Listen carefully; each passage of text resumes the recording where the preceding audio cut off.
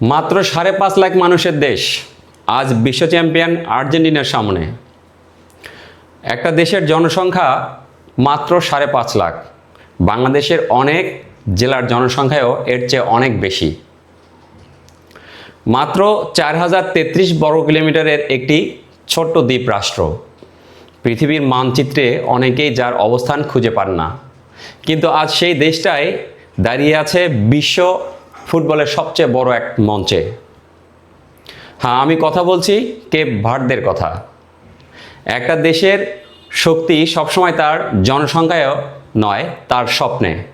একটা দেশের পরিচয় সবসময় তার আয়তনে নয়, তার সাহসে। আর কেপ ভার্দে আজ সেটাই পুরো পৃথিবীকে দেখিয়ে দিচ্ছে।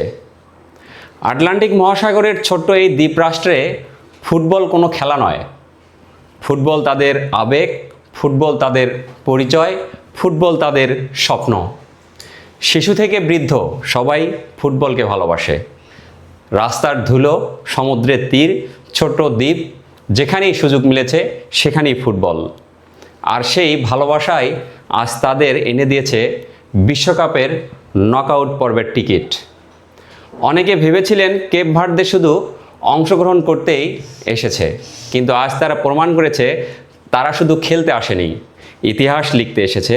তারা ড্র করেছে শক্তিশালী স্পেনের সঙ্গে, তারা ড্র করেছে উরুগুয়ের মতো বিশ্ব ফুটবলের পরাশক্তির সঙ্গে, আর শেষ ম্যাচেও দুর্দান্ত লড়াই করে নিশ্চিত করেছে নকআউট পর্ব। এ যেন রূপকথার গল্প।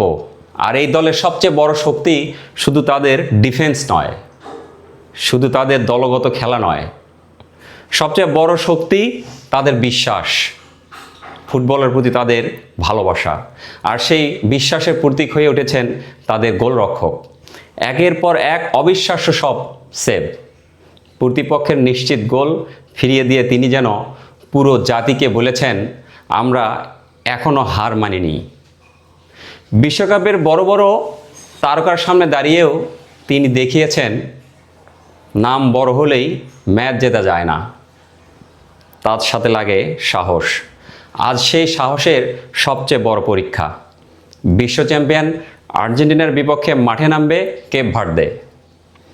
একদিকে 3 বারের বিশ্ব চ্যাম্পিয়ন, কোটি কোটি সমর্থকের এক দল, অন্যদিকে মাত্র শেখা এক নতুন জাতি। এটাই তো ফুটবল, এটাই বিশ্বকাপ।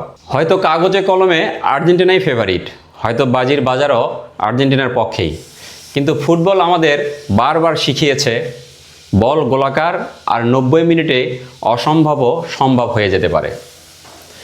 আরেকটি বিখ্যাত ফুটবল উক্তি মনে পড়ে, ফুটবলে নাম নয়, মাঠের লড়াইটাই শেষ কথা। আজ কেপ ভার্দের খেলোয়াড়রা শুধু নিজেদের জন্য খেলবেন না, তারা খেলবেন তাদের দেশের জন্য, তাদের পরিবারের জন্য, তাদের পতাকার জন্য, আর সেই ৫.৫ লাখ মানুষের স্বপ্নের জন্য। আজ হয়তো ইতিহাস আবার লেখা হবে, হয়তো বিশ্ব চ্যাম্পিয়ন তার শক্তি দেখাবে, অথবা হয়তো পৃথিবী দেখবে আরেকটি অলৌকিক গল্প, যে গল্পের ছোট্ট একটি দ্বীপ রাষ্ট্র বিশ্বকে আবার মনে করিয়ে দেবে স্বপ্নের কোনো আয়তন নেই, স্বপ্নের কোনো সীমানা নেই, সাহসের কোনো জনসংখ্যা নেই, আর ফুটবলে অসম্ভব বলে কোনো কিছুই নেই। আজ কেপ ভার্দের সামনে শুধু একটি ম্যাচ নয়, এটি একটি জাতির স্বপ্ন, এটি একটি ইতিহাস লেখার সুযোগ, এটি কোটি মানুষের হৃদয় জয় করার মঞ্চ। বিশ্ব চ্যাম্পিয়ন আর্জেন্টিনা বনাম ফুটবলের নতুন বিস্ময় কেপ ভার্দে। কে জিতবে সেটা সময়ই বলবে।